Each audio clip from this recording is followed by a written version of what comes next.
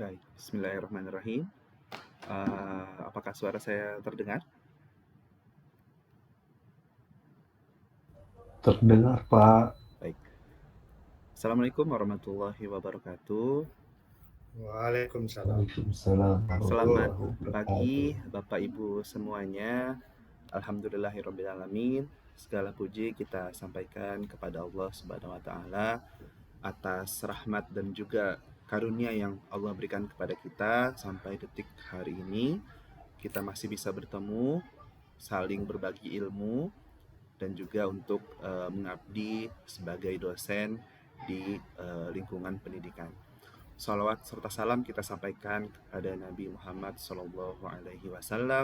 Allahumma sholli ala Muhammad wa ala ali Muhammad, yang mana beliau adalah suri tauladan terbaik kita sebagai seorang pendidik, sebagai seorang pemimpin, sebagai seorang pasangan. Tentunya patut kita pelajari selalu karakter-karakter kependidikan yang ada di diri Nabi Muhammad SAW. Allahumma sholli ala Muhammad wa ala ali Muhammad. Yang saya hormati Dr. Sai Handari. Monitor Dr. Sai, apakah suaranya bisa masuk? Oh iya, sudah masuk ya. Selamat pagi Bu Sai, apa kabar? Selamat pagi Pak Rino. Ya. Alhamdulillah. Ya, semoga sehat selalu dan kami mengucapkan terima kasih atas kesempatannya bisa berbagi di lingkungan dosen-dosen di Fakultas Teknologi Kesehatan. Sungguh suatu kesempatan yang sangat berharga sekali bagi kami bisa mendapatkan sharing ilmu dari expert di bidangnya ya, di bidang konseling seperti itu. Baik, Bapak Ibu sekalian, tentunya sebagai seorang dosen ya, kita zaman ini kita melihat bahwa bagaimana karakter-karakter di mahasiswa kita yang sudah banyak sekali berkembang begitu ya. Berbeda dengan ketika mungkin zaman dulu waktu lost connection. Koneksi. Halo? Iya. Sudah muncul lagi ya? Maklum, koneksi. Kalau online resikonya begini. Ya, Ibu sekalian, sampai di mana tadi ya? Intinya kita melihat bahwa mahasiswa kita berbeda dengan zaman kita kuliah dulu ya. Mungkin kita waktu kuliah karakternya seperti itu gitu ya, zaman generasi kita. Tapi saat ini, zaman now saat ini ya, kita lihat pengalaman kita mengajar banyak sekali perbedaan dari sisi karakter mahasiswa, budaya mahasiswa, kebiasaan mahasiswa begitu ya. Ketika di kelas, ketika mereka bimbingan dengan dosen begitu ya. Dan tentunya sebagai seorang dosen kita tidak hanya mengajar tentunya. Setidaknya kita diberikan dosen mahasiswa masing-masing ya sebagai dosen pembimbing akademik mahasiswa. Di mana setiap awal dan akhir semester dan di tengah-tengah semester kita selalu menerima keluhan ataupun cerita curhat dari mahasiswa-mahasiswa kita yang kadang kita sebagai seorang dosen yang taunya hanya mengajar, kita bingung nih gimana cara menghadapinya, gimana cara menanganinya, apa ucapan ataupun teknik yang perlu kita berikan kepada mahasiswa agar mahasiswa itu bisa memang merasa puas dengan bimbingan yang kita berikan kepada mahasiswa. Dan itu menjadi tantangan sendiri buat kita sebagai dosen.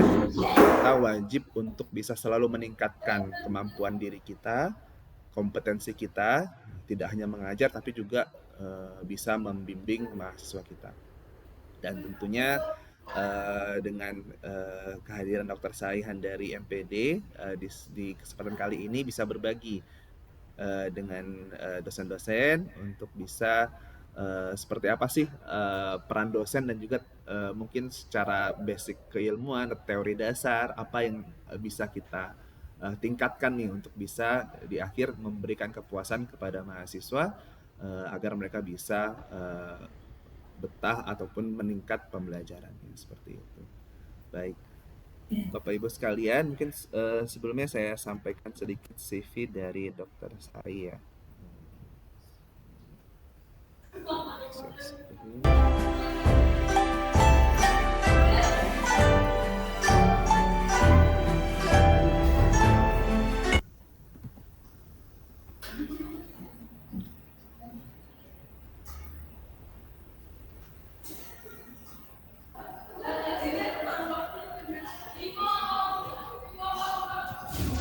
Ya, jadi Dr. Sai Handari MPD, beliau adalah dosen di Prodi Bimbingan dan Konseling Islam di UIN Sultan Haji Muhammad Idris Samarinda dan juga sebagai owner Odah Konseling. Dr. Sai bergelut di bidang pendidikan, kemudian juga memiliki riwayat pekerjaan yang memang banyak sekali berhubungan dengan bidangnya ya di BK Bimbingan Konseling sebagai dosen, kemudian sebagai dosen guru privat, guru BK, dan menariknya juga sebagai tutor di Rutan dan juga LP Samarinda nih. Kemudian juga terapis anak berkebutuhan khusus begitu ya.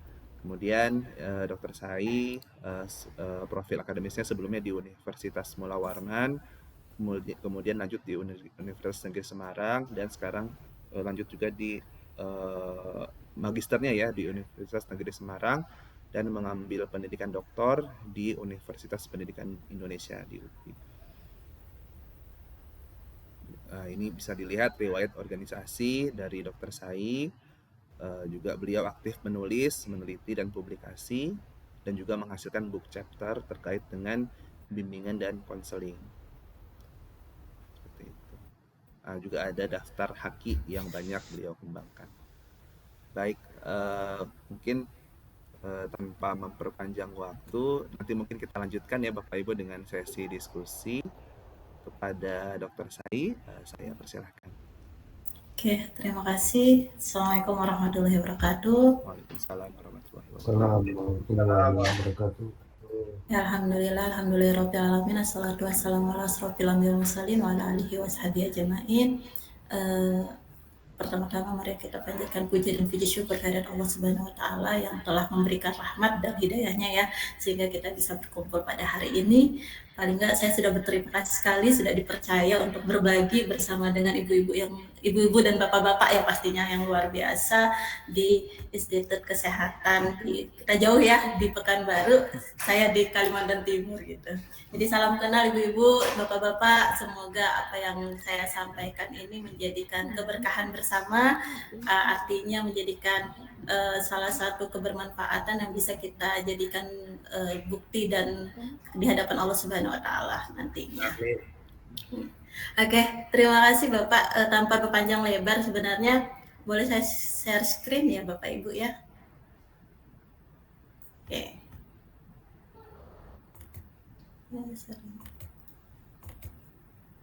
Ya, sebelumnya saya mungkin sharing terlebih dahulu ya Bapak Ibu ya terkait dengan apa sih sebenarnya kenapa kita kok perlu mempelajari juga tentang bimbingan konseling, padahal itu ada sendiri ya Bapak Ibu ya. Ya gini, sebelum kita mulai, ini saya langsung ya Bapak Rino ya tanpa berpanjang lebar ya Bapak Silakan, Rino ya. Bu Sai. Ya, jadi sebelum kita mulai, kenapa sih ada beberapa pertanyaan dulu yang mungkin Bapak Ibu sekalian boleh jawab gitu ya.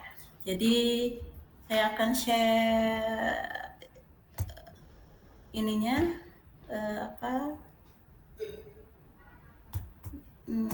Mentimeter ya Bapak Ibu ya sekalian. Jadi sebelum kita mulai ada beberapa pertanyaan yang mungkin perlu Bapak Ibu sekalian jawab terlebih dahulu. Kenapa saya perlu pertanyaan ini untuk mengingatkan kembali, artinya konteks filosofis atau konteks kebermaknaan dalam kita mengajar itu seperti apa gitu. Maka ada dua pertanyaan yang mungkin Bapak Ibu sekalian boleh jawab. Pertama adalah mengapa individu perlu kuliah dan mengapa saya menjadi pendidik. Ini saya sih mau lewat Mentimeter, tapi kalau misalnya ada yang mau berkenan untuk bersharing, monggo gitu. Apa saya mau sharing atau pakai Mentimeter saja dulu? Saya coba share linknya di grup kami. Jadi kalau ada yang ngomong boleh silakan. Kalau ngisi Mentimeter juga boleh. Ya boleh. Ini saya copy ya.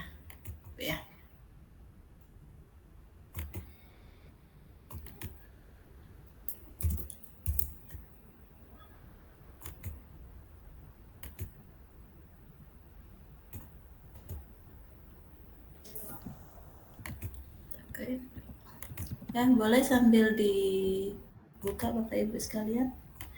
Mentimeter, pinnya kodenya 31815002.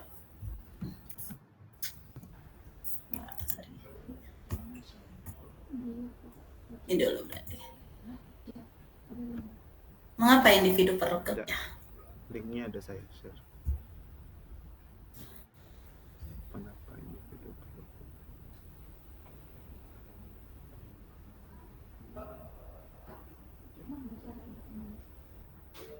Masukin link, klik aja link yang di Discord atau di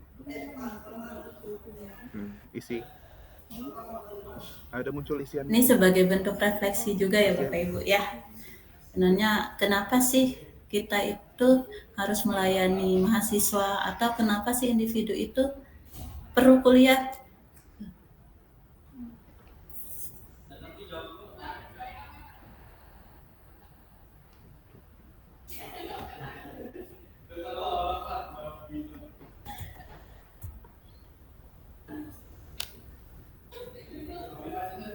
Oke, berkontribusi, pengembangan diri, tanggung jawab hidup. Apakah ada lagi?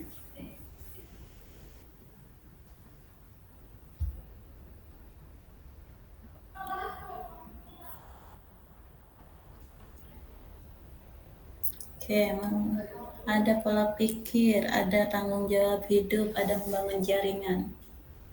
Menarik. Meningkatkan pengetahuan, oke.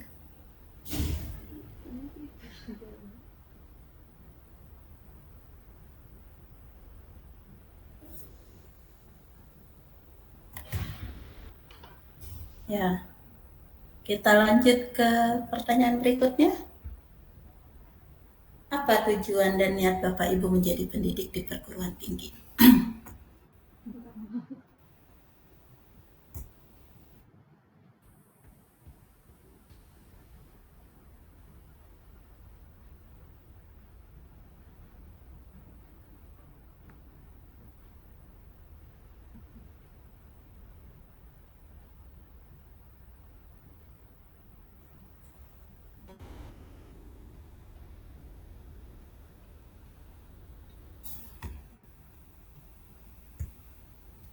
Jadi udah terjawab ada 11, yang paling besar, artinya yang paling banyak diidentifikasikan adalah pengembangan diri ya Bapak Ibu ya.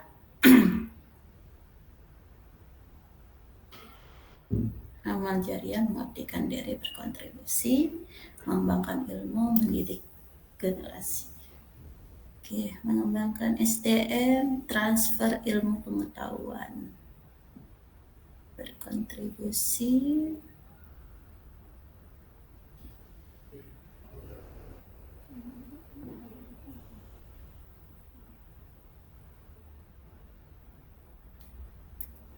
oke. Ada lagi? Ini ada 12, ini 8.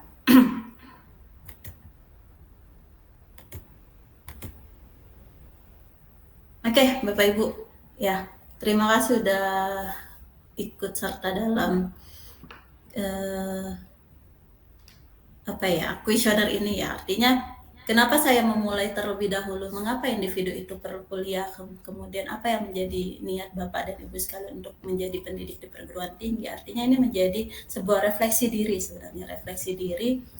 Artinya karena ini sebuah refleksi diri, untuk memahami sebenarnya apa sih yang akhirnya kita perlu lakukan, yang akhirnya kita perlu utarakan kepada yang mau kita lakukan untuk generasi selanjutnya.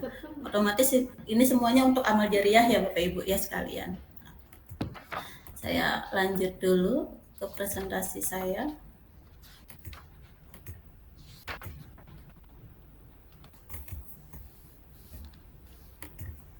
Ya. Nah, ini berkaitan sebenarnya dengan beberapa data ya Bapak Ibu ya, bahwa ternyata di perguruan tinggi secara nasional itu kita memiliki sekitar 4.437 dengan mahasiswa terdaftar ada 9.878.119 di mana ini diidentifikasikan ya Bapak Ibu ya bahwa untuk mahasiswa baru setiap tahunnya ini yang tahun terbaru ya Izin Bapak Said, Ibu slide-nya belum ya. jalan. Slide-nya Oh, belum jalan. Iya. Nah, Ini udah jalan. iya. Oh, mungkin Apakah share screen-nya ke yang di slideshow-nya, jangan ke yang PPT-nya. Oh gitu. Oke.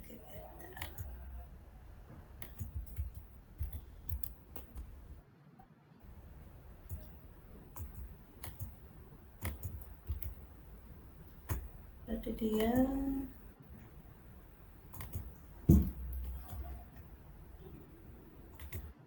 begini jalan ya Pak.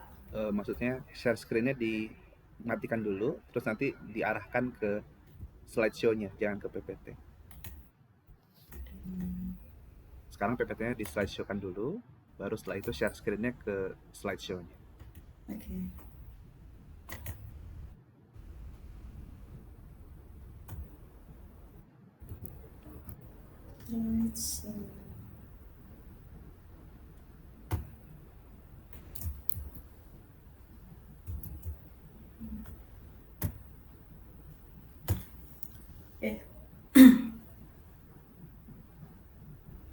Ya, sudah kelihatan. Oke.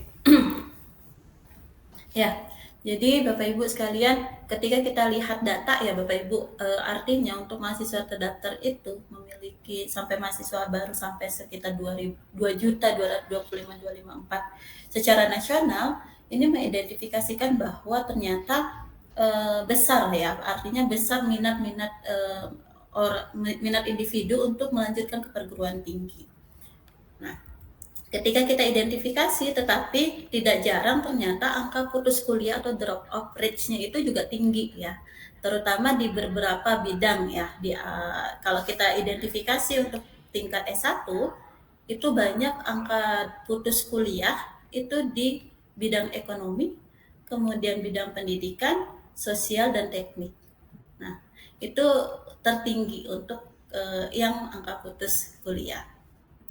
Nah, tentu ketika kita identifikasi bagaimana putus tadi itu berdasarkan usia dan jenis kelamin, ternyata memang banyaknya di antara ini laki-laki di perempuan. Ternyata laki-laki itu memang memiliki tingkat yang cukup tinggi untuk menjadi putus tadinya ya. Nah, di usianya di antara rentang 21-30 karena kita mengidentifikasikan bahwa usia segitu adalah usia ketika dia S1 ya. Nah, dan ini juga yang cukup menarik adalah mahasiswa putus kuliah berdasarkan perguruan tinggi yang memang tertinggi malah di PTS gitu ya, perguruan tinggi swasta. Kalau di perguruan tinggi negeri, agama sampai dan lain sebagainya gitu kan masih sekitar 28%. Nah, kalau kita lihat perguruan tinggi negeri 28%, tapi di perguruan tinggi swasta itu mencapai 60,56%. Yang artinya ini menjadi hal yang perlu kita identifikasi kenapa gitu. Mereka udah masuk kuliah kemudian tetapi di tengah jalan malah drop out. Nah, ini diidentifikasikan juga nih. Saya berikan dulu data-data ya Bapak Ibu sekalian. Ternyata kalau diidentifikasikan berdasarkan ke wilayah, ya ternyata Riau juga termasuk tertinggi juga ya Bapak Ibu ya untuk jumlah mahasiswa putus kuliahnya gitu ya. Kalau saya lihat itu di perguruan tinggi agama itu udah mencapai 45,86%. Gitu. Kalau di perguruan tinggi swastanya malah mencapai ya Riau itu mencapai 41,21%.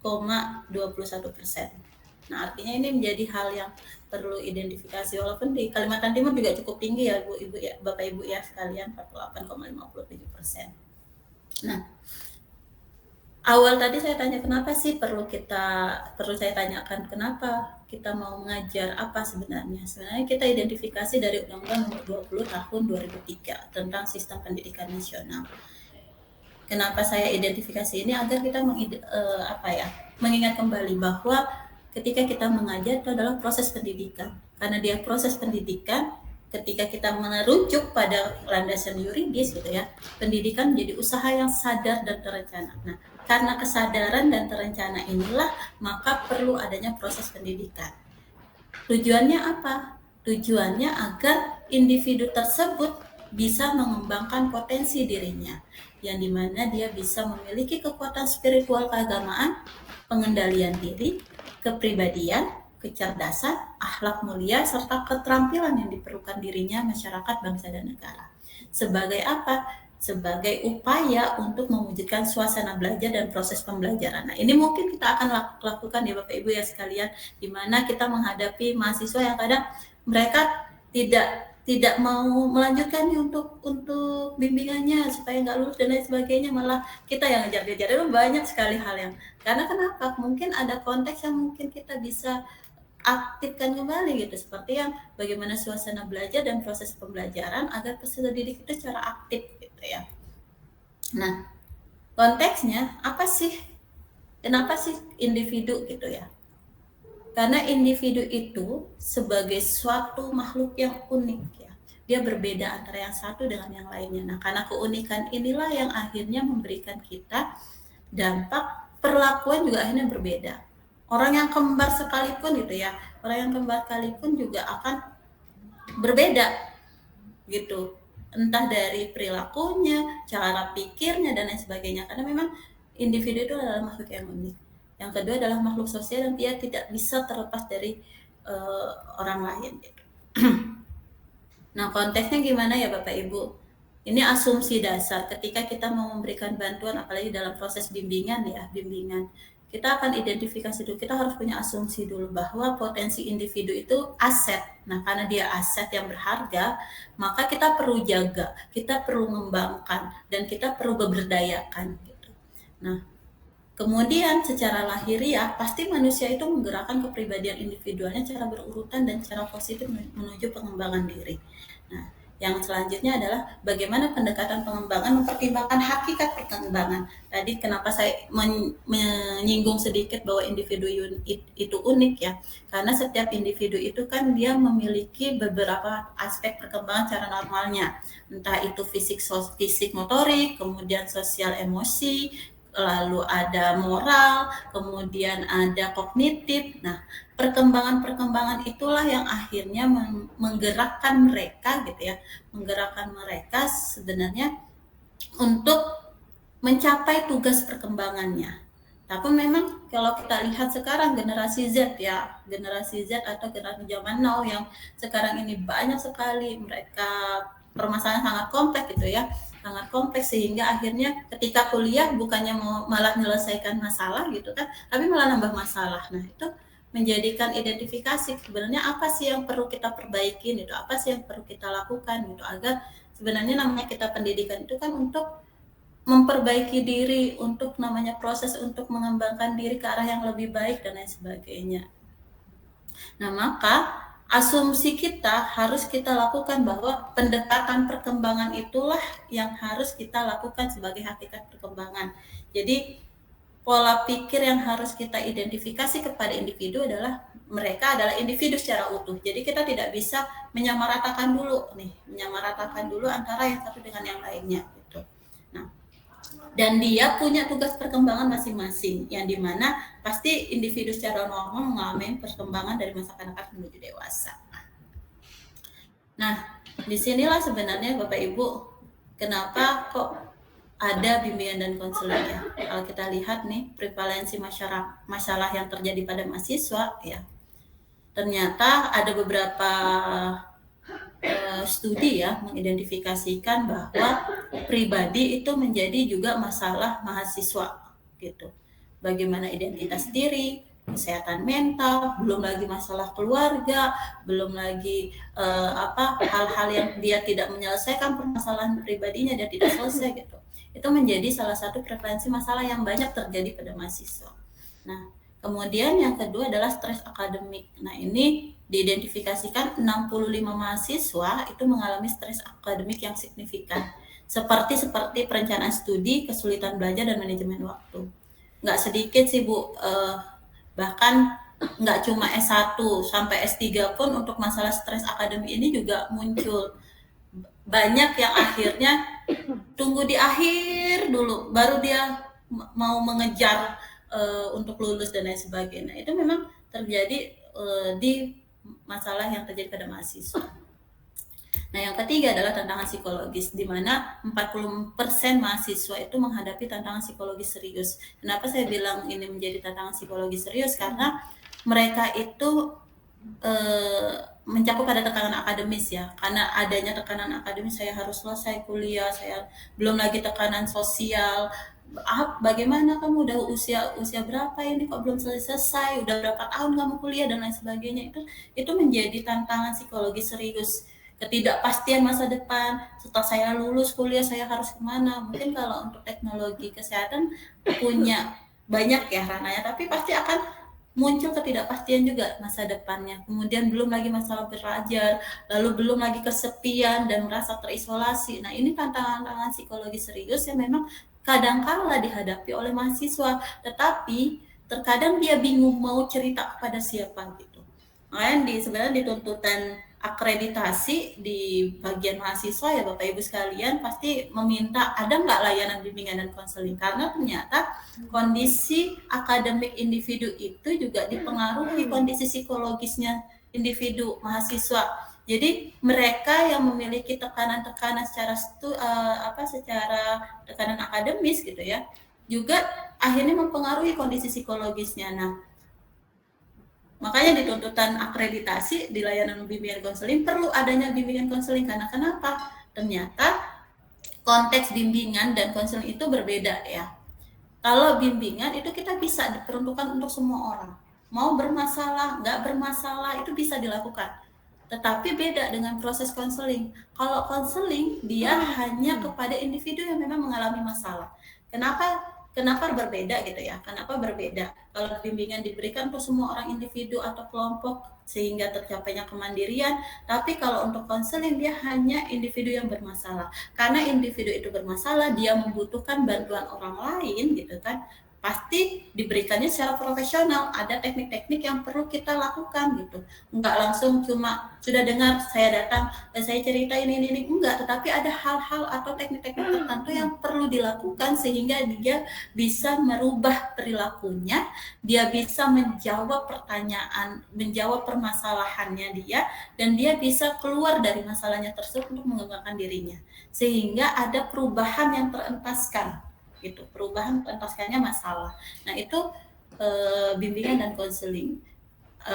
Jadi intinya konteksnya ini ketika bimbingan dan konseling itu sebagai membantu memfasilitasi individu, tetapi tetap ya konteks utamanya yang perlu kita tekankan adalah setiap permasalahan yang dialami oleh individu harus tetap individu itu tersebut yang harus menyelesaikannya. Kenapa saya bilang harus individu itu yang harus menyelesaikan? Yang pertama adalah untuk menghindari yang namanya kita disalahkan gitu. Contoh aja, saya nggak tahu bagaimana kasus yang ada di kampus ibu bapak sekalian ya, tetapi di sini di beberapa kampus itu ada teridentifikasi bahwa mahasiswa sering menyakiti diri, self harm-nya itu muncul. Dia menyakiti dirinya, kemudian sampai berujung pada keinginan bunuh diri. Itu ada di beberapa mahasiswa di Kalimantan Timur. Nah, hal ini mengidentifikasikan bahwa ketika kita hanya melakukan proses tidak secara profesional, akhirnya apa? Hanya cerita ini dan sebagainya. Nah, kalau kita dilakukan dengan profesional, kemudian jawabannya apa, pilihan jawaban dari apa yang harus dipilih itu harus harus diutarakan oleh individu yang bersangkutan, itu kita menghindari yang namanya rasa bersalah. Contoh akhirnya kan kita tidak kalau di dalam proses bimbingan dan konseling itu dihindari sekali, sangat-sangat amat dihindari untuk memberikan saran. Karena kenapa? Ketika kita memberikan saran dan saran itu tidak cocok dengan individu yang bersangkutan gitu ya, maka itu akan mengakibatkan kita yang akan disalahkan. Nah, ini sih saya ikut pilihan Bapak Ibu ini, makanya saya jadi begini. Nah, itu untuk menghindari hal-hal yang seperti itu. Jadi kita sangat amat dihindari. Jadi setiap pemecahan masalah oleh individu itu pasti dihadapkan oleh individu yang bersangkutan. Nah, tetapi kadang mereka perlu penguatan. Mereka kadang perlu pembenaran. Nah, mungkin kita identifikasikan dengan bantuan yang profesional tadi ya. Jadi kenapa sebenarnya nggak mudah langsung jadi konselor gitu ya sebenarnya. Cuma cara konteks supaya kita tahu bahwa kita dalam membantu individu yang bersangkutan agar menyelesaikan masalahnya, maka perlu teknik. Jadi ada beberapa contoh ya teknik yang bisa kita lakukan, ya itu sesuai dengan konteks-konteks teori yang ada. Contohnya gini, seperti kursi kosong. Jadi seperti kita berbicara nih dengan kursi. Jadi kita nyediakan kursi kosong gitu kan. Kita nyediakan kursi kosong kepada individu yang bersangkutan, kemudian kita meminta dia, coba Anda utarakan, coba Anda ungkapkan, atau coba Anda luapkan segala hal yang ada dalam diri Anda pada kursi ini. Bayangkan bagaimana kursi itu adalah sosok yang ingin Anda hadapi. Entah itu orang tua, entah itu teman, entah itu diri sendiri malah.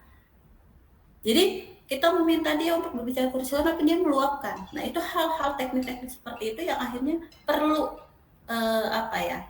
teknik khusus yang perlu kita latih. Nah, makanya di sini adalah bantuan yang diberikan secara profesional.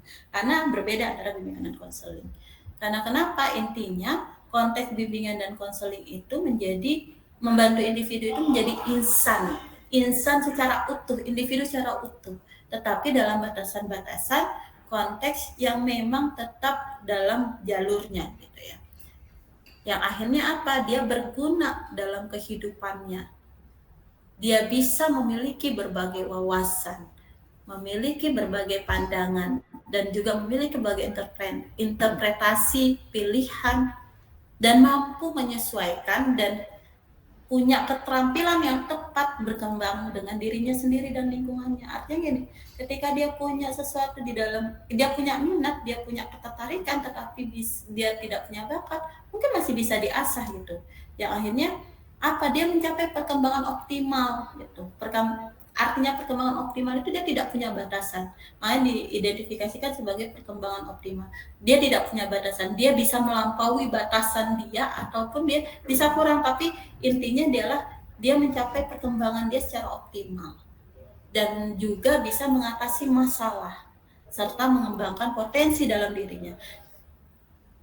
Saat ini individu itu hanya berfokus pada kenapa saya kurang ini ya, tetapi dia tidak berfokus apa yang menjadi kelebihan saya. Nah, itu identifikasi itulah yang perlu dalam proses bimbingan dan konseling. Nah, makanya di dalam fungsi bimbingan konseling itu memang pertama adalah kita memberikan pemahaman. Nah, mungkin Bapak Ibu sekalian ketika memang melakukan proses bimbingan ya, mungkin pada tahapan fungsi di pemahaman dan pencegahan. Karena untuk pengentasan itu biasanya boleh dialihkan kepada yang lebih profesional. Nah, kadang individu itu malu untuk meminta pertolongan atau bantuan orang lain gitu ya, untuk memfasilitasi penyelesaian masalahnya gitu. Nah, kalau di fungsi BK memang kita pada 4 tahap ini ya. 4 fungsi ini, pemahaman, pencegahan, pengentasan, pengembangan. Pemahaman misalnya, bagaimana kita mencoba untuk memahamkan. Jadi proses layanan bimbingan dan konseling nantinya, kalau Bapak Ibu sekalian layanan bimbingan ya untuk memahamkan. Artinya memahamkan siapa? Memahamkan dirinya, memahamkan lingkungannya, memahamkan sosialnya gitu. Karena konteksnya apa? Supaya untuk mencegah hal-hal yang memang kita tidak inginkan gitu ya, secara kontekstualnya gitu. Nah, kalau di dalam layanan bimbingan konseling biasanya kita lakukan layanan informasi, misalnya kita memberikan informasi bagaimana mengenali diri gitu. Nah, mengenali dirinya seperti apa Bapak Ibu? Ya, mengenali apa yang menjadi kelemahan saya, apa yang menjadi kelebihan saya, kemudian apa hal-hal yang saya lakukan untuk mengembangkan kekurangan diri saya atau menaikkan kelebihan diri saya. Nah, seperti itu. Supaya apa? Dia memahami diri. Karena ketika dia paham dirinya, oh iya saya begini, dia akan tahu tuh bagaimana dia akan memperlakukan dirinya ketika dia menghadapi masalah. Nah, memang namanya proses bimbingan konseling ini atau proses bimbingan ya, proses pendidikan itu memang sepanjang hayat ya Bapak Ibu ya. karena dia sepanjang hayat memang kita harus punya asumsi bahwa mereka itu adalah individu yang akan selalu berkembang. Jadi jangan hanya berpatokan udah penyerah dan lain sebagainya, jangan sampai begitu gitu ya. Karena ingat Bapak Ibu sekalian, ridho kita itu juga termasuk salah satu ridhonya Allah gitu ya, karena kita menjadi gurunya mereka gitu. Jadi ketika kita ada rasa agak sedikit kesal, manusiawi sih, agak sedikit kesal ya, manusiawi memang. Tetapi jangan sampai kekesalan itu menjadikan doa yang bisa menjadi keterhambatan ridhonya Allah itu turun gitu. Nah, itu yang perlu kita identifikasi awal.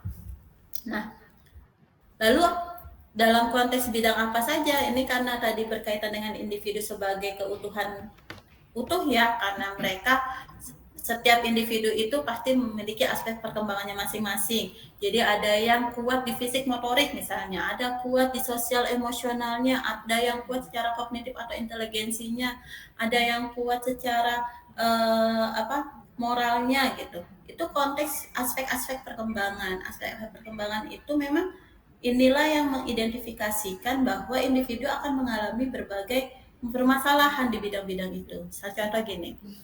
Di dalam bidang pribadi dia kesulitan untuk mengenali dirinya, dia menarik diri, kemudian dia enggan bersosialisasi karena merasa tidak percaya diri, dia tidak yakin dengan dirinya sendiri. Nah, hal-hal itulah yang akhirnya mengidentifikasi layanan bimbingan konseling. Kemudian yang kedua juga terkait dengan sosial. Nggak sedikit individu yang mengalami masih saya bilang masih mengalami kasus bullying di perguruan tinggi, bahkan di dalam pendidikan itu menjadi dosa besar ya, 3 dosa besar dalam dunia pendidikan, kasus bullying. Nah, cuma mungkin bedanya konteks bullyingnya akan berbeda dengan yang di SD, SMP atau SMA gitu ya, tapi masih ada.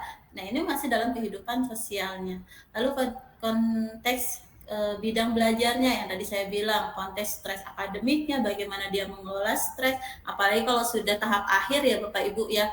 Kalau saya bilang ke mahasiswa gini, kalian ini dari semester 1 sampai semester 6 lah, mentok ya, 6 itu untuk teoritik gitu ya. Itu masih biasa, tetapi kalau memang kalian mau benar-benar ngerasain kuliah itu ya pasti di semester 7, 8, atau 4 sampai 14 gitu, akhir gitu ya.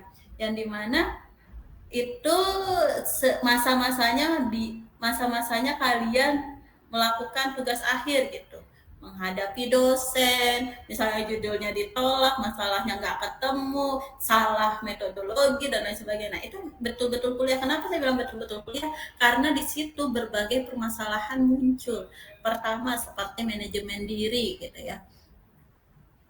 Kalau misalnya waktu teoritik kita udah terdaftar nih, udah terjadwal, misalnya dari pukul 8 masuk mata kuliah ini, masuk mata kuliah itu dan lain sebagainya. Tetapi kalau misalnya udah selesai teoritik, nggak ada jadwal pasti. Nah, itu jadi akhirnya apa? Manajemen diri itu pasti akan muncul. Nah, bagaimana cara kita untuk manajemen diri? Nah, konteks belajar itu muncullah di situ ya Bapak Ibu ya.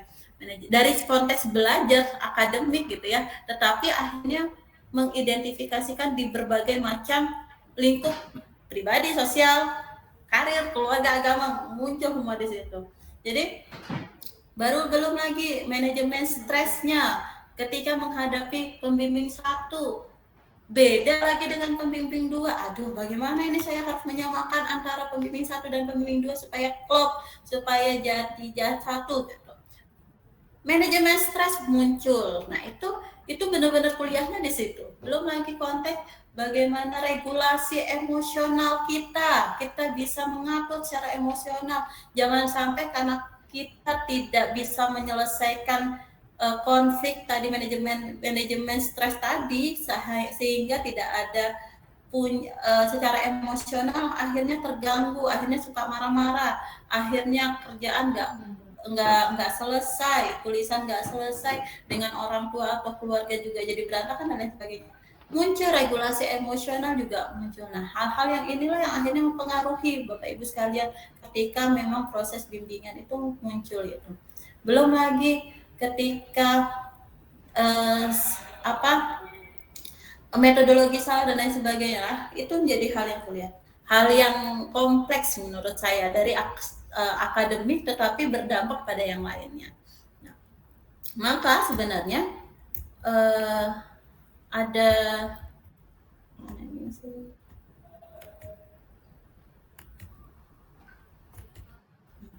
ya, sehingga memang peran dosen supaya apa? Supaya karena kita sebagai pendidik, karena pendidik itu sebagai proses secara terus-menerus, kita memanusiakan manusia sebagai keutuhan individu, maka itu yang perlu kita identifikasi. Oh iya, saya tidak hanya transfer of knowledge, tidak hanya mentransfer ilmu pengetahuan, tetapi segala sesuatu yang kita lakukan itu adalah cerminan untuk proses yang lebih baik secara terus-menerus.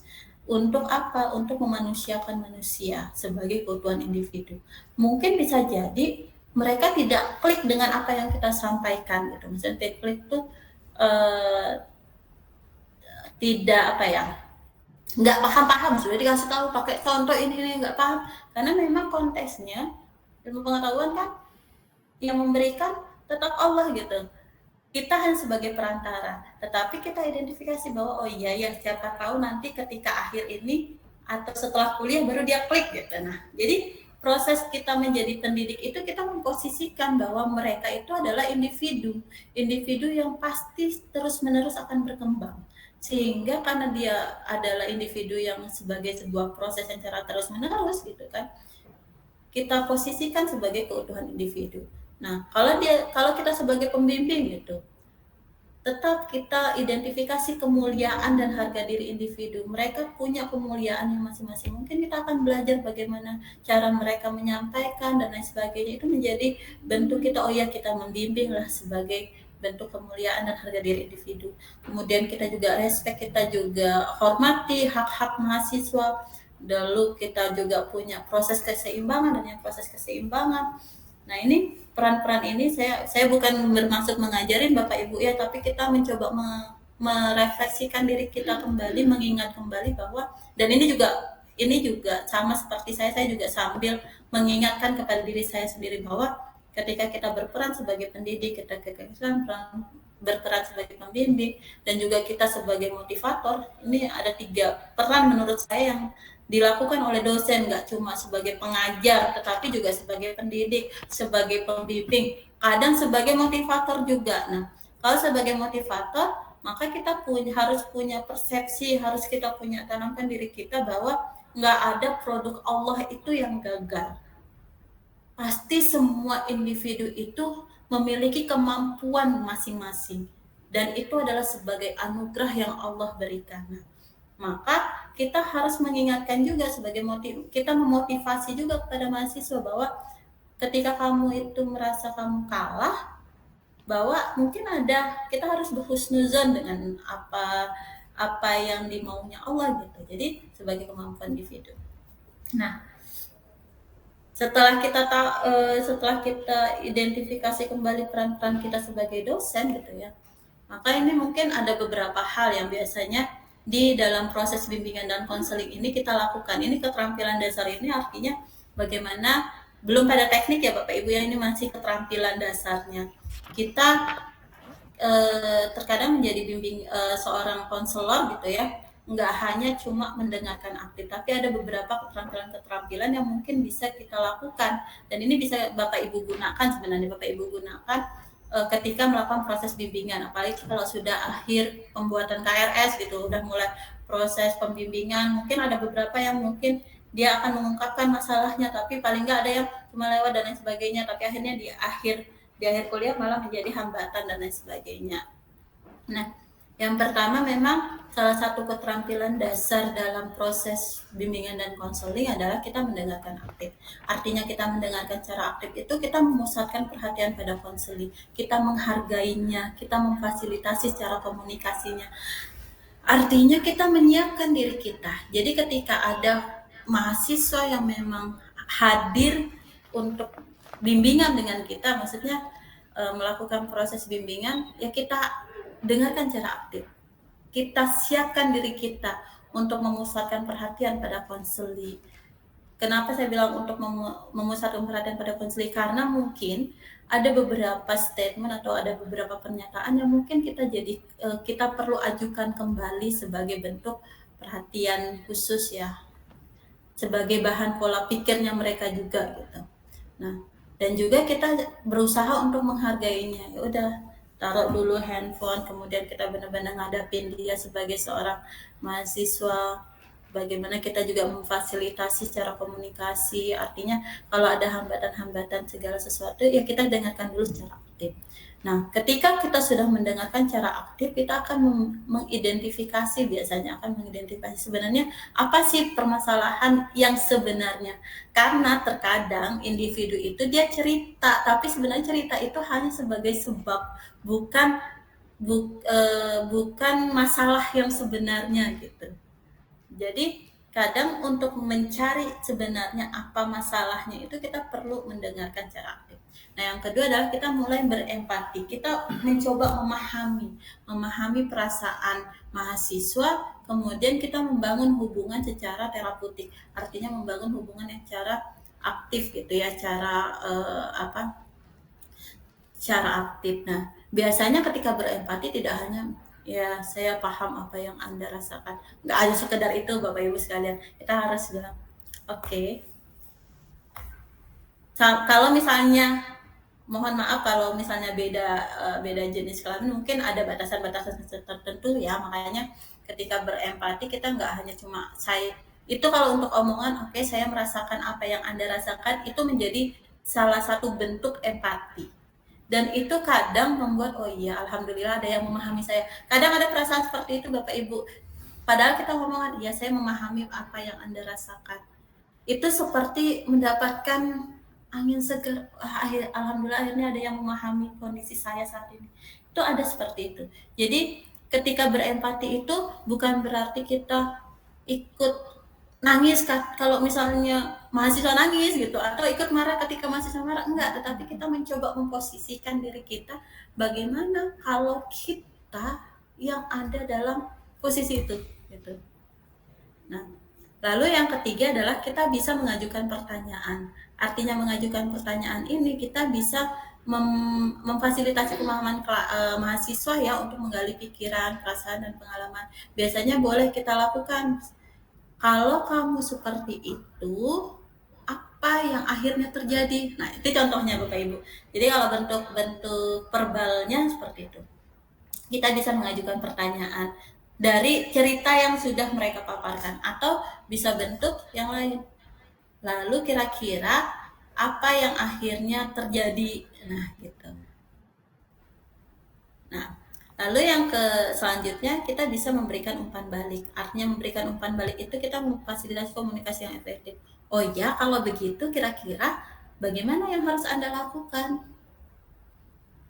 Atau kita bisa memberikan umpan baliknya, kalau misalnya Anda memilih ini nih, kira-kira dampaknya apa ya? Gitu. Hal-hal yang kadang kita rasakan simpel gitu ya, kita cuma ngomong, ya saya tahu apa yang harusnya kan begini nih, harus begitu gitu ya.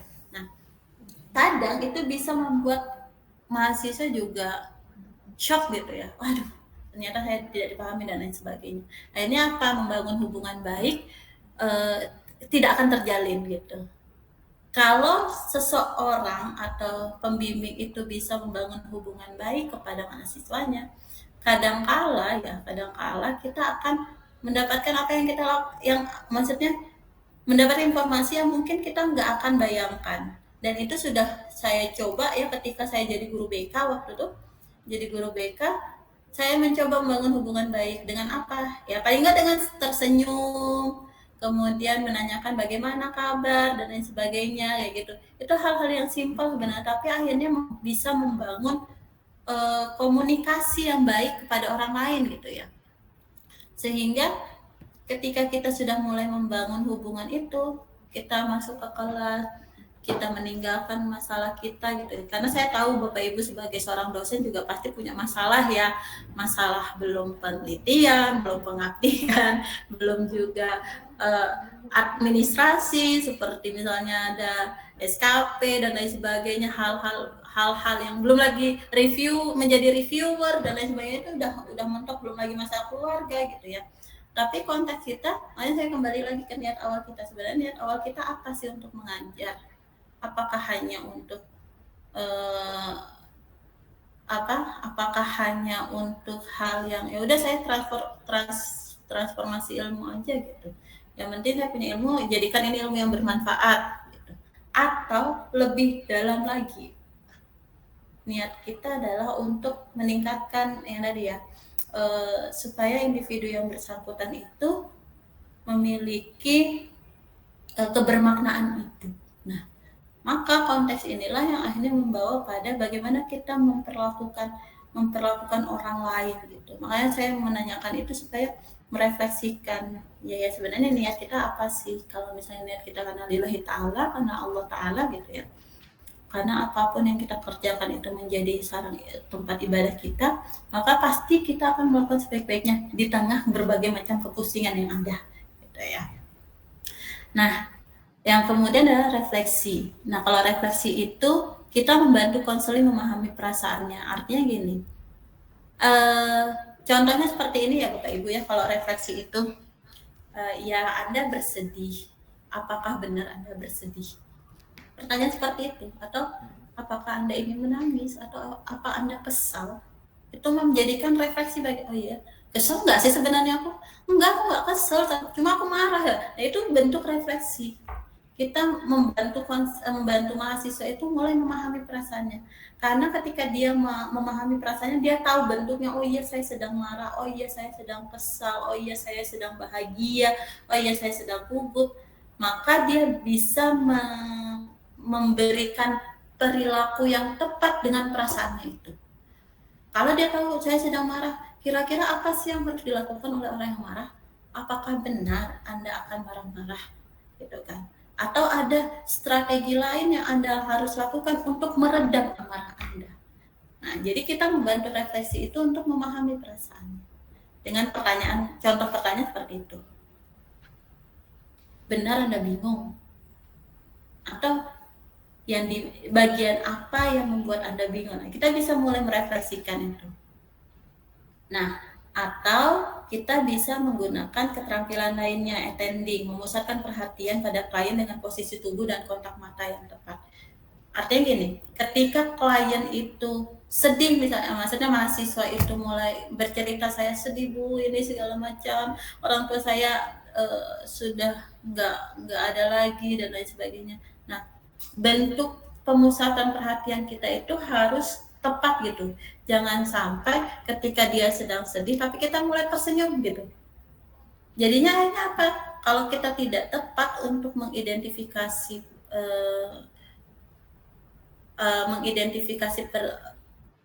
perilaku kita gitu kan, maksudnya kita tidak tepat dalam memberikan paling enggak dari inilah mimik wajah, posisi tubuh, kontak mata, kalau nggak tepat gitu, itu akan memberikan gambaran bahwa mahasiswa akan nggak percaya sama kita.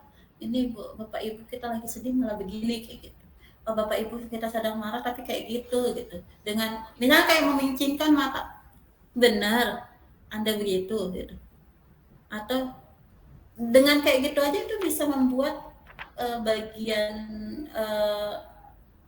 pribadi, pola pikirnya mahasiswa akan menjadi benar nggak sih Bapak Ibu nih mau dengarkan cerita saya, tapi kok saya cerita malah santai-santai dan lain sebagainya. Nah, tuh. Lalu ada juga tentang eksplorasi. Nah, eksplorasi itu menggali perasaan, pikiran, dan pengalaman mahasiswa ya. Artinya kalau untuk eksplorasi ini, bagaimana kita menggali sebenarnya perasaan, pikiran, dan nggak cuma perasaan. Kalau tadi refleksi tadi kita membantu individu, membantu mahasiswa memahami perasaannya, tapi kalau eksplorasi itu kita menggali perasaannya, pikirannya, sama pengalamannya. Dari satu pengalaman, kalau saya itu pernah menghadapi mahasiswa ya Bapak Ibu, bimbingan saya gitu ya, dia padahal tinggal ujian akhir saja, tapi ternyata ya mau nggak mau kita lakukan pendekatan ya Bapak Ibu, karena ya saya tahu bahwa salah satu tuntutan adalah mahasiswa yang tidak ada DO ya, mahasiswa tidak ada DO, karena kalau ada DO pasti akan mempengaruhi akreditasi gitu. Jadi bagaimana cara kita sebagai seorang dosen nih untuk supaya mahasiswa itu tidak DO gitu. Akhirnya apa? Kita hubungin dan lain sebagainya. Nah, ketika saya konfirmasi lebih lanjut gitu ya, maksudnya bagaimana, apa kabar dan lain sebagainya gitu kan. Dia datang ke saya nangis luar biasa, teriak-teriak, "Ibu, saya sudah tidak kuat lagi," dan lain sebagainya. Dia ngomong begitu sampai kalau kita tidak tepat untuk menunjukkan posisi tulang kontak mata kita nggak tepat, dia akan merasa menarik diri akhirnya. Ketika dia sudah percaya pada kita, dia sudah bingung nih mau kemana lagi tapi udah jadi saat itu, "Ibu saya bingung, ibu saya sudah nggak kuat, biasanya saya mampu ini segala macam, tapi saya nggak tahu," dia bilang. Karena kondisinya gini, dia jadi generasi sandwich ya Bapak Ibu ya akhirnya. Jadi dia juga harus bekerja untuk membiayai orang tuanya. Di samping itu dia harus membiayai dirinya sendiri gitu ya. Jadi dan orang tuanya ya suka hutang gitu ya. Sudah dibayarkan sama anaknya ini, ternyata masih ngambil hutang tempat lain dan lain sebagainya. Akhirnya dia nggak sanggup, dan itu desakan itu akhirnya mempengaruhi. Akhirnya kenapa tidak dia secara akademik akhirnya terhambat karena masalah di rumah itu lebih urgent untuk diselesaikan gitu ya. Ya kayak home sweet loan itulah pokoknya ya, kayak home sweet loan. Jadi konteks itu ternyata terjadi di salah satu mahasiswa saya. Gimana nih Kak? Jadi bagaimana cara kita? Pertama ya mungkin kita bisa mendengarkan secara aktif dulu. Artinya ketika kita mendengarkan secara aktif, kita bisa menunjukkan dengan anggukan kepala, kemudian posisi duduk yang lebih tepat dan lain sebagainya. Itu salah satu fungsi untuk mendengarkan secara aktif. Karena kalau kita tidak mendengarkan secara aktif, malah akhirnya kita nggak tahu sebenarnya masalah utamanya apa gitu. Lalu ketika sudah mendengarkan secara aktif, kita mulai berempati. Oh iya, ternyata susah berada. Ya maka kita tunjukkan dengan saya pasti sulit untuk berada pada posisimu di mana yang satu orang tuamu, yang satu adalah dirimu sendiri. Itu pasti akan sangat sulit ya. Kamu udah hebat loh seperti itu, sudah bisa bertahan sekian lama dan lain sebagainya. Nah, empati itu juga menjadi salah satu konteks keterampilan dasar dalam proses konseling. Supaya apa? Supaya kita bisa memahami perasaan klien, memahami perasaan mahasiswanya. Karena terkadang dari mahasiswa itu kita belajar bagaimana bersikap, belajar bagaimana kita mencoba untuk takutnya ketika kita tidak mencoba menyelesaikan masalah itu, maksudnya kita mencoba memfasilitasi menyelesaikan masalah itu akan berdampak pada yang lainnya. Nah, berdampak pada kerjaan kita dan lain sebagainya ya gitu. Nah, cuma perlu Bapak Ibu sekalian pahami ya Bapak Ibu, ketika kita mencoba memposisikan sebagai seorang konselor atau sebagai pendengar yang aktif, terkadang kita juga rentan. Kenapa saya bilang rentan? Rentannya seperti ini. Rentan mengalami krisis dan juga traumatik. Jadi nggak mudah sebenarnya untuk menjadi seorang konselor itu, karena kerentanan untuk mendengarkan cara terus-menerus itu kadang berdampak pada diri kita sendiri. Kondisi krisis itu adalah kondisi di mana kita mengalami suatu krisisan, bukan hanya karena melihat sesuatu secara langsung. Contoh, kalau kita lihat orang mengalami bilangnya traumatik, padahal kondisinya sebenarnya kondisi krisis ya. Dia mengalami kecelakaan, dan kecelakaan itu sampai mengguncang mentalnya dia. Nah, karena dia mengguncang mentalnya dia, akhirnya apa? Dia sudah tidak berani keluar. Nah, itu kondisi yang ketika dia melihat secara langsung, merasakan secara langsung, itu adalah kondisi krisis. Yang dimana kalau kondisi krisis itu tidak terselesaikan, maka akan berdampak pada traumatik. Itu resikonya ketika menjadi seorang konselor gitu ya. Nah, maka perlu kita meregulasi hal itu. Kita mengatur secara emosional, mengatur secara emosi, pengaturan diri, regulasi diri dan lain sebagainya agar tidak sampai ke traumatik. Nah, begitu juga dengan mahasiswa sebenarnya Bapak Ibu, nggak sedikit juga mereka secara kalau mereka secara terus-menerus misalnya dia bermasalah di sekitar dia akan melihat secara terus-menerus gitu. Bisa jadi mereka sedang mengalami masa krisis. Kalau dia tidak menyelesaikan masa krisis itu, maka akan berdampak traumatik. Dan itu ada beberapa contoh di kasus di sini. Jadi mulai muncul ketakutan dalam pernikahan misalnya. Karena kenapa? Ternyata setelah ditelusuri, individu itu sering mendengar, dia melihat orang tuanya dalam berumah tangga, kemudian mendengar temannya yang sudah berumah tangga, dan itu tidak sedikit. Akhirnya cara terus-menerus dia menjadi tempat curhatnya gitu ya. Akhirnya dia ketakutan untuk menikah. Nah itu karena dia ketakutan menikah, sebenarnya gini, di dalam proses perkembangan, itu dia punya tugas perkembangan. Makanya kenapa akhirnya kalau kita lihat Sirah Nabawiyah ya, Rasulullah juga menikah di usia 25 tahun, dia sudah menyelesaikan tugas perkembangannya dia dengan menikah gitu ya di usia 25 tahun, karena memang posisi di usia tersebut adalah masa dia harus menyelesaikan tugas untuk dengan lawan jenis gitu.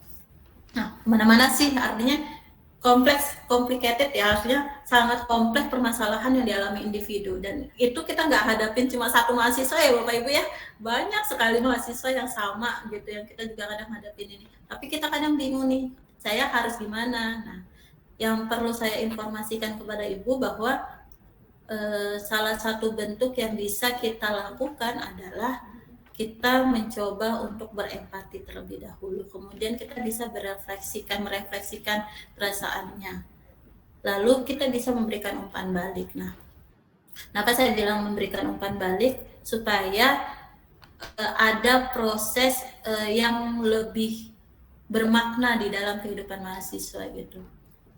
Sebagai contoh, kenapa harus dia menyelesaikan kuliah misalnya? Oke, kamu ada masalah ini, tapi kira-kira kenapa sih harus Anda menyelesaikan kuliah ini? Supaya masalah ini selesai. Nah, seperti itu. Akhirnya muncul, oh iya ya, supaya saya selesai dengan satu masalah, sehingga bisa menjawab masalah yang lain. Nah, begitu Bapak Ibu, sedikit yang mungkin bisa saya sampaikan. Semoga ada manfaatnya. Mungkin kita akan lebih banyak sharing. Monggo silakan, saya kembalikan Pak Rino. Terima kasih banyak Bu Sai, luar biasa sekali ya. Nggak terasa begitu banyak sekali hal yang bisa kita dapatkan ya. Ini saya sendiri langsung mengambil cuplik nih pengalaman sebelumnya dengan beberapa mahasiswa, itu sangat sesuai kasusnya dengan beberapa kasus yang Bu Sai sampaikan sebetulnya. Kemudian tadi Bu Sai juga menyampaikan terkait dengan film Home Sweet Loan nih. Jadi saya juga teringat dua film Indonesia itu. Yang pertama adalah Budi Pekerti. Mungkin Bapak Ibu ada yang pernah nonton Budi Pekerti. Itu berkaitan dengan konseling juga ya kepada siswa. Kemudian satu lagi yang baru sekarang ini, pengepungan di Bukit Duri. Kalau Bapak Ibu mau nonton, itu berkaitan juga dengan permasalahan siswa dan juga konseling begitu ya. Itu film-film yang cukup menarik sebetulnya. Baik, Bapak Ibu semuanya, mungkin dari Bapak Ibu sudah ada menyimpan banyak pertanyaan ya. Kalau tadi Bu saya bilang setiap mahasiswa unik, artinya ada masing-masing dosen dikali dengan jumlah mahasiswa yang dibimbing gitu. Berarti ada begitu puluhan pertanyaan sebetulnya kalau kita bisa ambil satu-satu ya. Nah, mungkin dari Bapak Ibu semua ada yang ingin ditanyakan kepada Ibu saya, dipersilakan. Boleh raise hand ya. Bu Nur Hazikoh, silakan.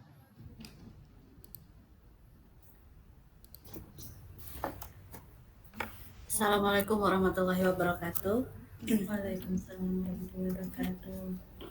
Selamat pagi Bu Sai. Selamat pagi Bu.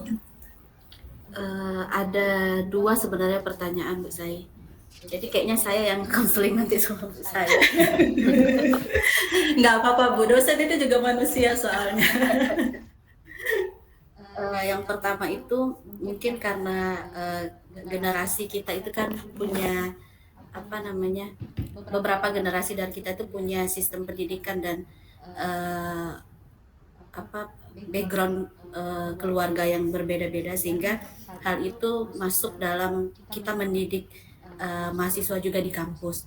Sedangkan kita juga sadar bahwa generasi mahasiswa sekarang itu generasi yang jauh berbeda dengan kita begitu, sehingga mencocokkan antara apa yang kita inginkan dengan mahasiswa, terus apa respon mahasiswa kepada kita itu, saya pribadi sebenarnya di situ letak kesulitannya kepada mahasiswa, sehingga ada beberapa hal misalnya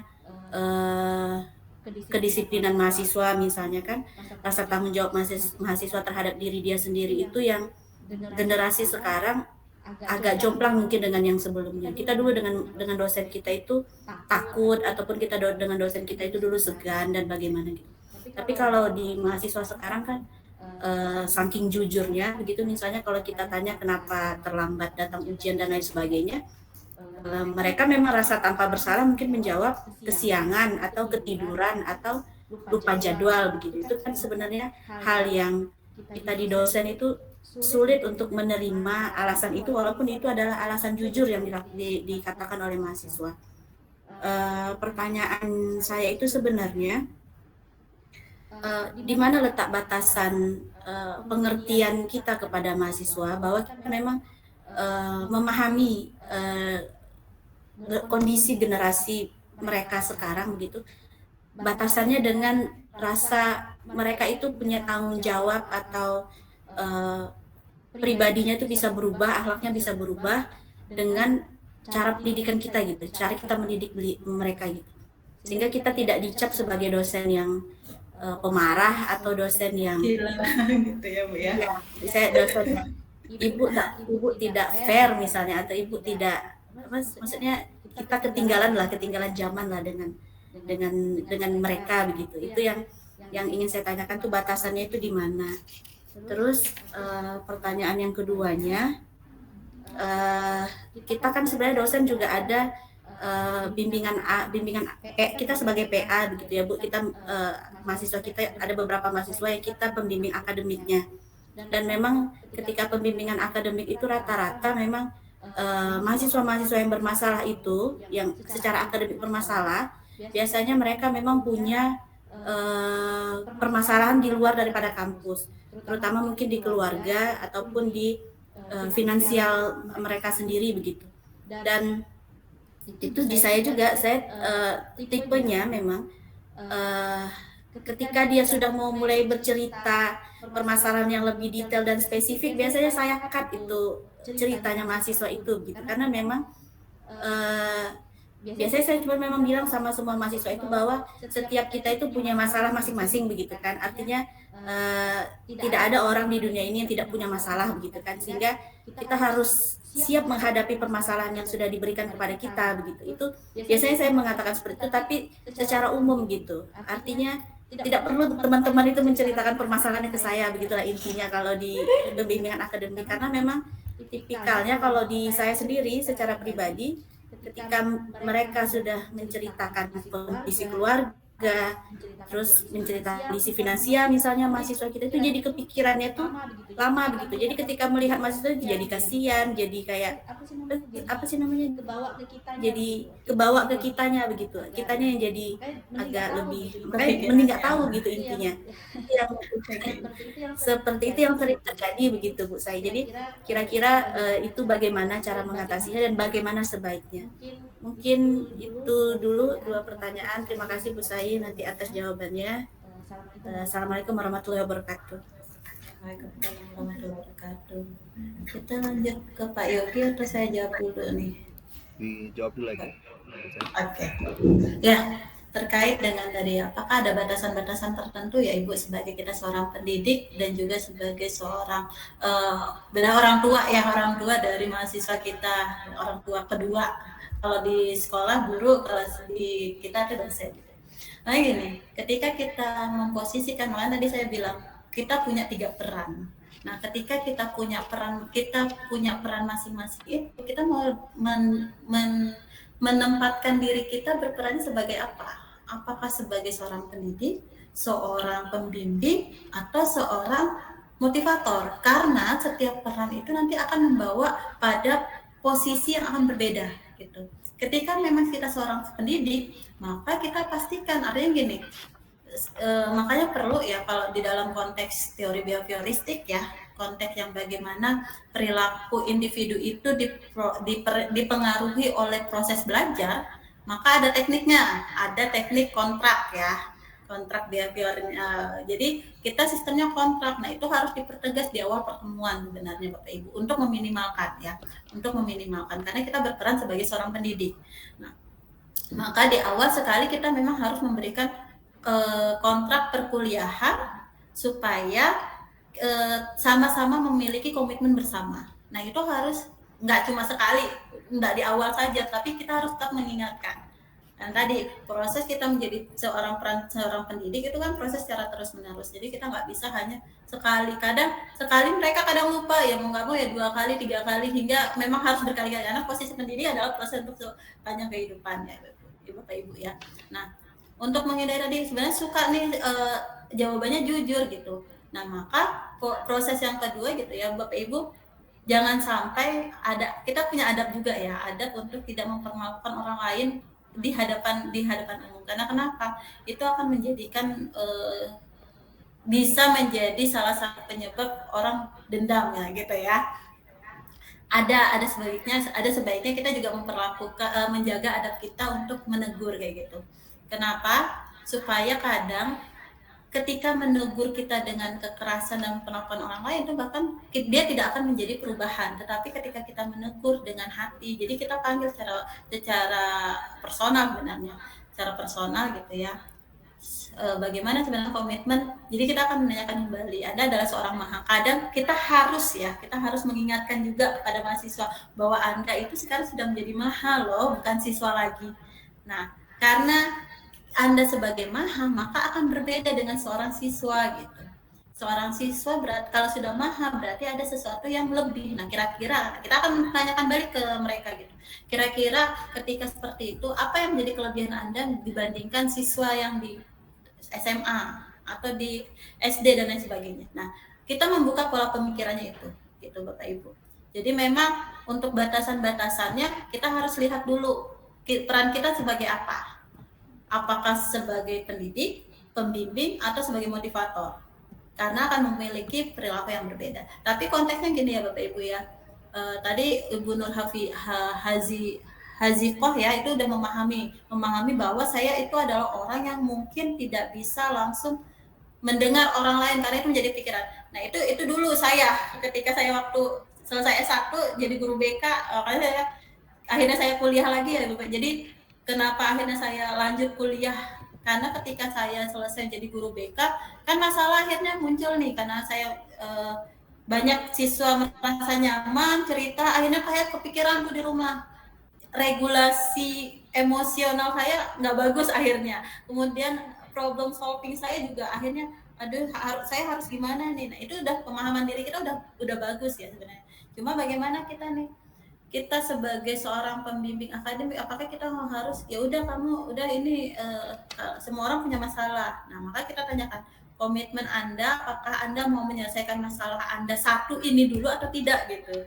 Jadi kalau memang sudah merasa tidak sanggup, ya udah Bu. Nah, karena saya bilang tadi kan bahwa salah satu kerentanan orang mendengarkan cerita itu adalah kita kadang menghadapi proses krisis. Yang saya bilang tadi itu nggak jarang, maka perlu namanya regulasi. Kalau misalnya Bapak Ibu sekalian merasa tidak sanggup, maka perlu kalau saya sarankan perlu untuk ada seseorang yang memang paham bagaimana untuk membantu penyelesaian masalah individu itu. Karena gini, memang kebanyakan individu apalagi sudah tugas akhir mereka banyak kuliah sambil kerja gitu ya. Belum lagi kadang ada beberapa yang orang tuanya meninggal sehingga menggantikan peran orang tuanya. Nggak sedikit kok Bu, sama seperti di sini juga ada beberapa. Cuma kalau kami akan, karena kita berperan sebagai seorang pembimbing gitu ya, kita membimbing, beda tadi ya. Kalau kita sebagai pembimbing, maka kita harus mengarahkan, benar-benar mengarahkan gitu kan. Guidance kan mengarahkan ya.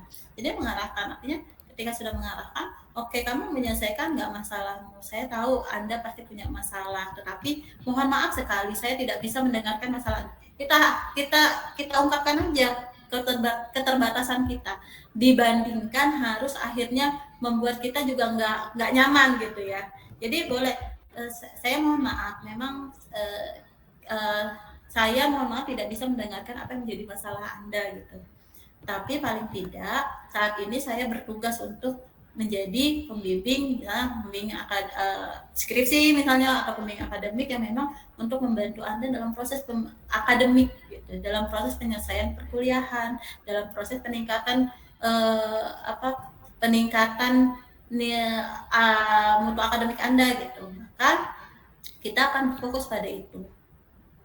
Kira-kira kalau misalnya Anda memang membutuhkan bantuan orang lain, silahkan gitu. Jadi bahkan gini Bu, kalau misalnya ada BPJS gitu kan, kalau mereka perlu untuk ke psikolog, boleh tuh Bapak Ibu sarankan sebenarnya kalau emang butuh, sangat-sangat amat membutuhkan bantuan orang lain dan itu tenaga profesional, punya BPJS nggak?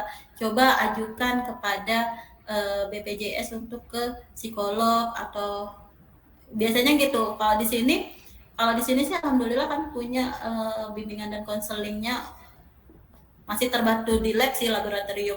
Jadi kalau misalnya ada individu yang kami ngerasa kami tidak mampu, jadi ada beberapa kasus yang akhirnya kami alih tangankan kasus Bu. Makanya di bimbingan konseling pun ada namanya alih tangan kasus. Alih tangan kasus itu artinya sudah di luar kemampuan kami. Kayak tadi misalnya yang keinginan untuk bunuh diri itu kan sudah bukan ranah kami lagi itu.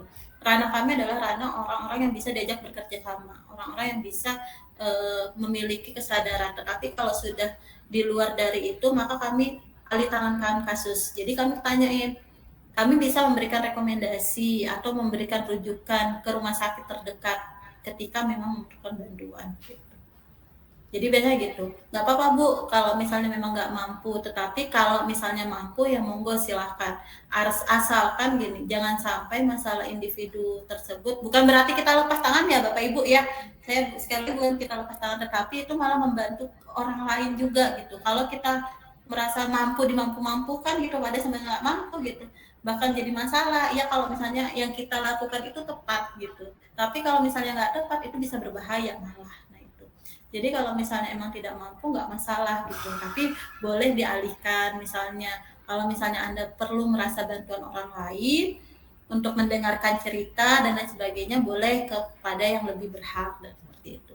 Menurut saya itu salah satu bentuk profesionalitas kita juga ya Bapak Ibu ya.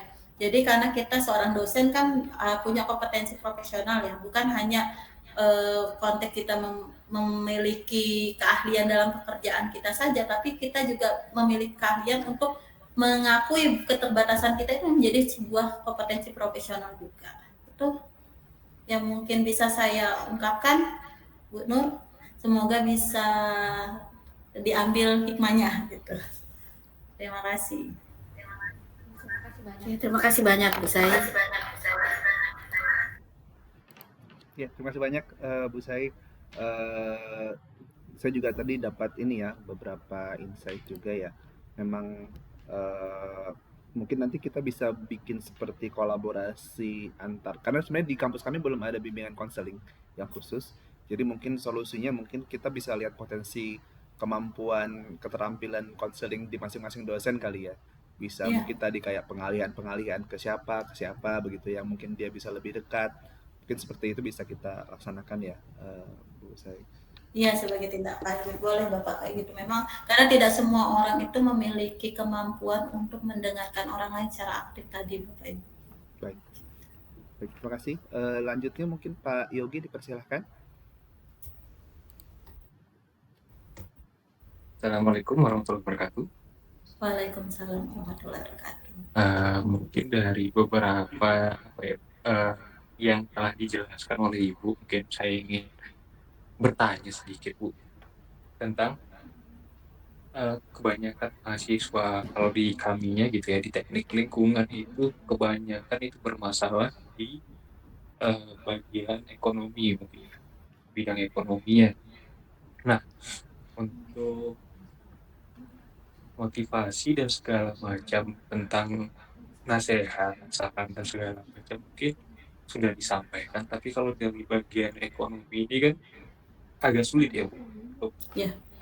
untuk dicari solusinya. Emang solusinya tidak mungkin karena sebagian mahasiswa sebesar sebanyak itulah yang bermasalah tentang ekonomi, tidak mungkinlah kita bisa membantu semua gitu. Nah, bagaimana cara yang terbaiknya lah gitu dari segi psikologinya lah. Itu pertanyaan pertama. Yang kedua, saya mungkin dari dulu dari masih muda lah ya. Sekarang masih muda juga, tidak tua. Jadi terlalu jadi tempat apa ya, tempatnya orang curhat gitu Bu, selalu memberikan solusi dan segala macam, masih oke lah itu.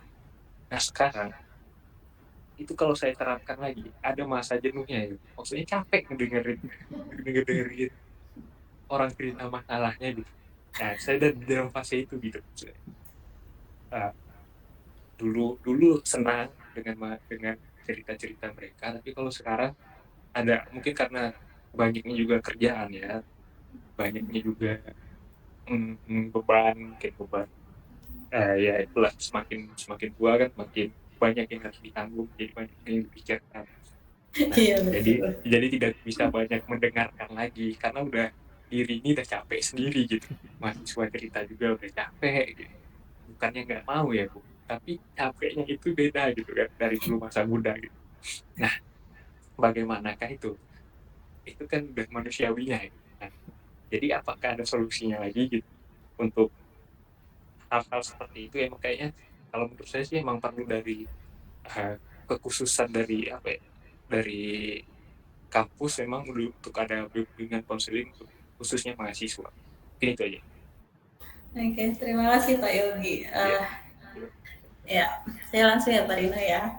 Jadi gini, untuk masalah ekonomi memang kayaknya masalah semua ya Bapak Ibu ya sekalian.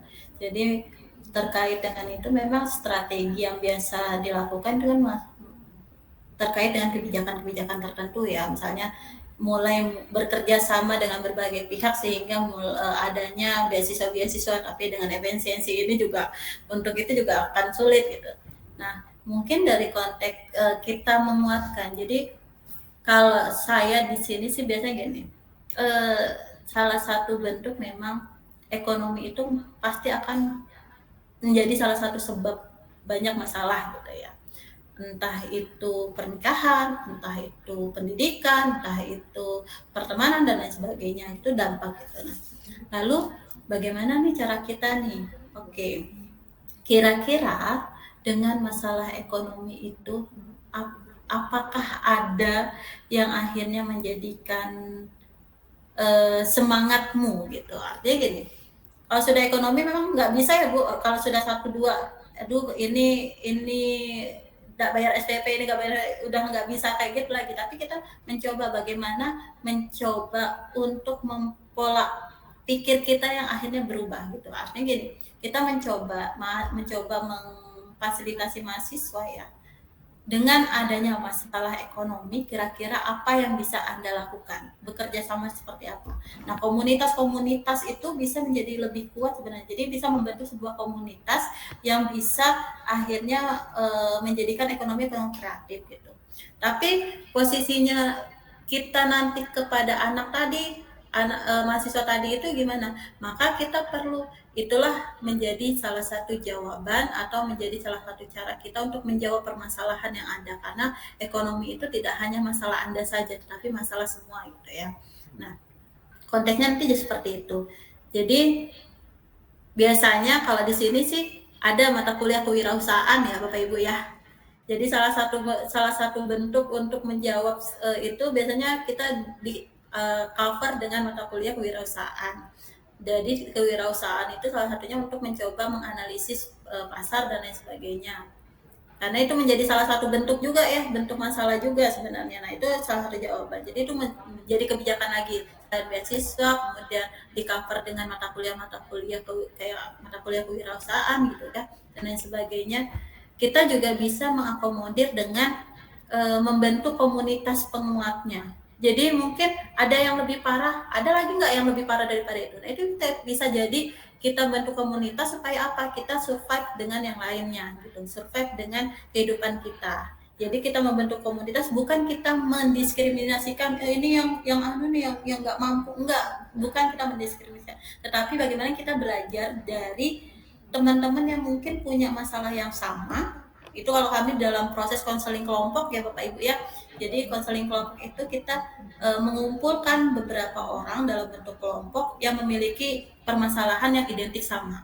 Nah, ketika kita punya permasalahan yang identik sama, kita punya perasaan dan pola pikir yang akhirnya punya kesamaan. Nah, kita akan belajar bagaimana cara menyelesaikan masalah.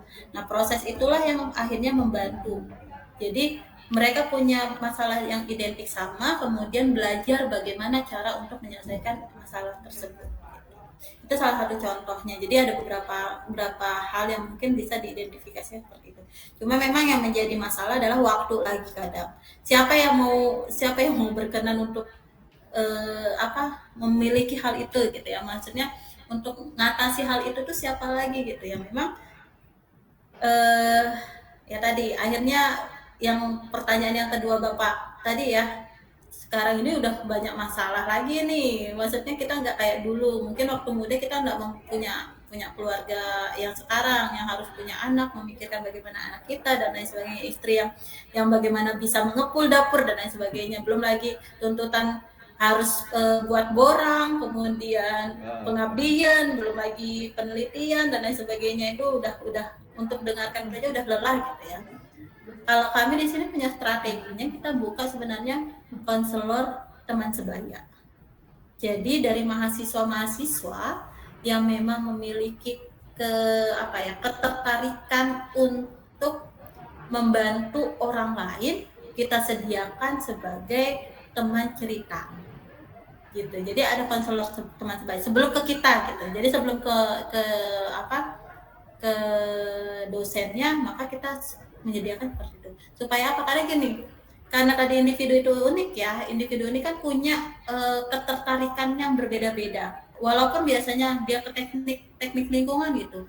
Nah, tetapi mungkin ada salah satu ketertarikan dia untuk membantu orang lain gitu. Nah, kita bisa kumpulkan, kita bisa rekrutmen sebagai konselor teman sebaya. Jadi salah satu siasatnya bahwa mahasiswa yang memang memiliki masalah boleh dulu mendaftar di konselor teman sebayanya. Tetapi kalau misalnya sudah dirasakan, ini dia untuk mendengarkan aktif aja, dia menceritakan masalahnya dia. Karena gini, mereka itu kan sebenarnya orang dewasa juga ya, dewasa awal ya Bapak Ibu ya. Kalau orang mahasiswa itu sudah dewasa awal. Artinya mereka bukan seorang anak-anak lagi, apalagi remaja yang masanya masih ini, tapi dia seorang dewasa. Nah, karena dia seorang dewasa, dia punya karakteristik untuk bisa menyelesaikan masalahnya sendiri, seharusnya seperti itu.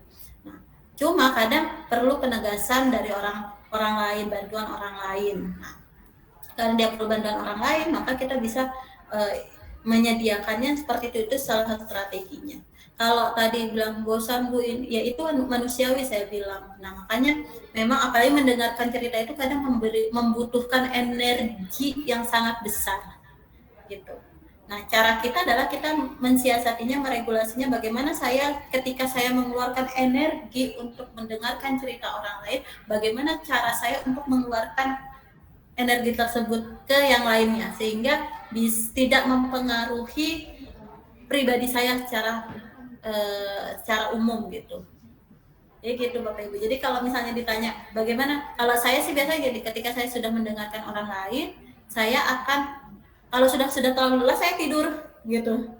Ya gitu, saya tidur. Tapi kalau sudah paling nggak saya baca buku yang menurut saya perlu untuk menjadi penguat saya. Kenapa saya harus mendengarkan orang lain gitu. Jadi untuk mendengarkan inspirasi dari orang lain.